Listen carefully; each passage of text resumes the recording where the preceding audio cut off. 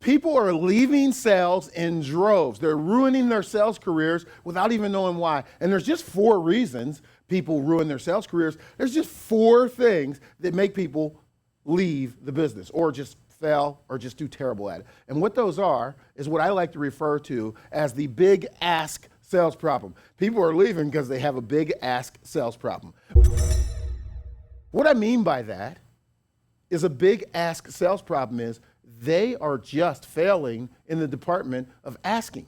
And there's only 4 things that you got to get good at asking. And those 4 things are simple. But once you know what they are, this is not something that could ever happen to you. You will not run the risk of having the same big ask problem that's got people leaving real estate, leaving the home improvement business, leaving professional sales business, insurance, the automobile business, people who sell jets. They're all leaving because they all have the same big ask problem. And we're just going to eliminate that right now. So what's the first big ask problem that you could have that's ruining your sales career? It's really simple. It kind of reminds me of a neighbor that I had that actually won $750,000 in the lottery. Now this neighbor was probably 75 to 80 years old. At the time I was in my 20s, so he seemed really old, but now he seems like a young man. So this neighbor won $750,000 in the lottery. And I asked him, I said, how did you do that, man? He said, well, I bought a ticket. I said, you just went and bought a ticket and you won $750,000. He said, no. He said, I bought a ticket every day of the week for the last 2.5 years.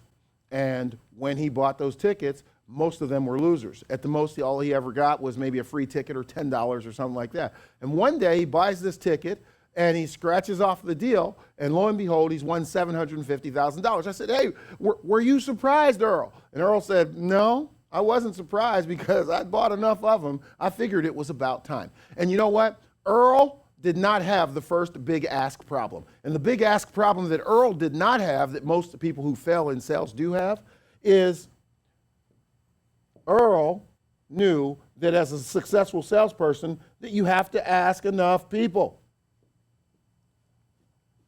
You might be asking yourself, ask them what? Ask them to sit down with you. Ask them to meet you. Ask them for a moment of their time. Ask for an appointment. Ask for a referral. Ask whatever you're going to ask that gets you in front of more people. And that's the rule number 1, is you got to ask enough people. Hey, and there's a variety of ways to do that. And it doesn't really matter what you do. Hey, let's say you sell financial services and you want to talk to more people. If you go to people and say, hey, I sell life insurance, can we sit down? They're going to run like the wind.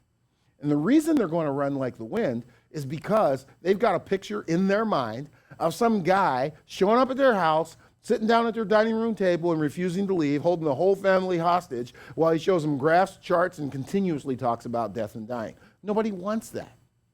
So along comes a salesperson that eliminates their big ask problem, and they figured out, not only am I going to ask enough people, I'm going to ask in the right way, and they say, would it be okay if I show you what I do?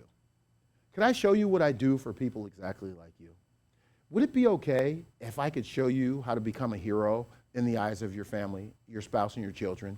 And so by asking enough people and then asking in the right way, this professional is able to solve big ask problem number 1.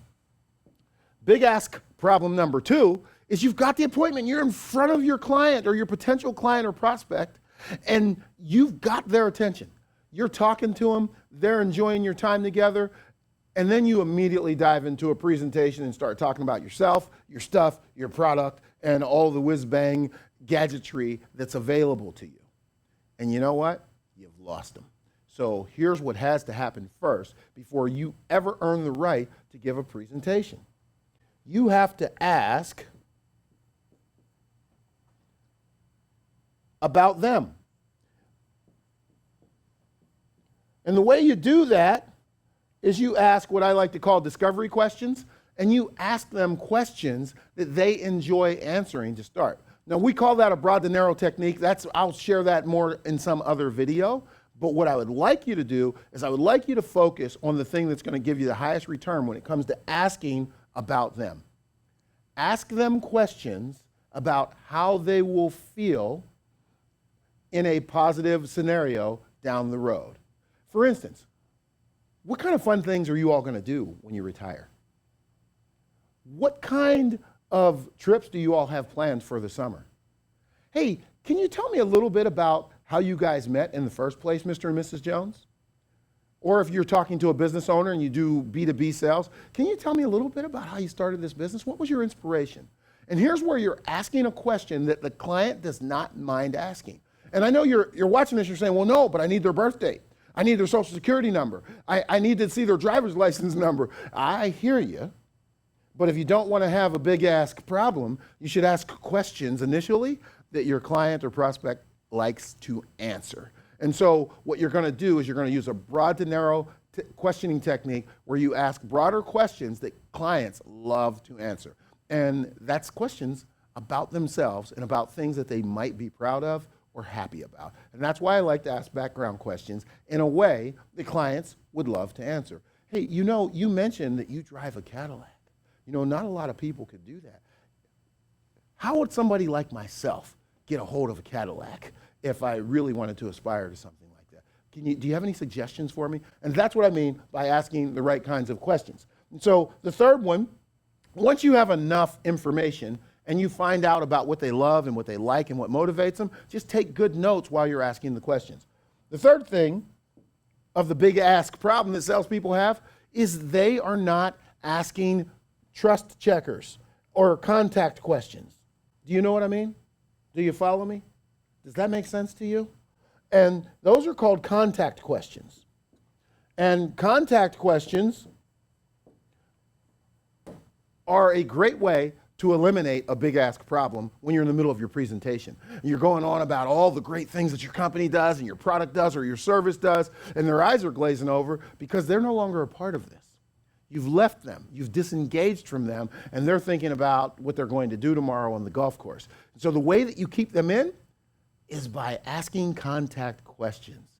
Can you see where contact questions would help you when you're using this in your sales process?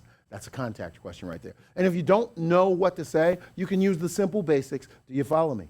Does that make sense? Right? You get it?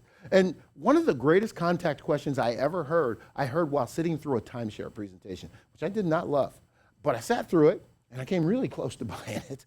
And the question that the salesperson kept asking, the lady asked us over and over, she'd say, you love it, don't you? You love this, don't you? And I found myself going, yeah, I do, because she was asking great contact questions.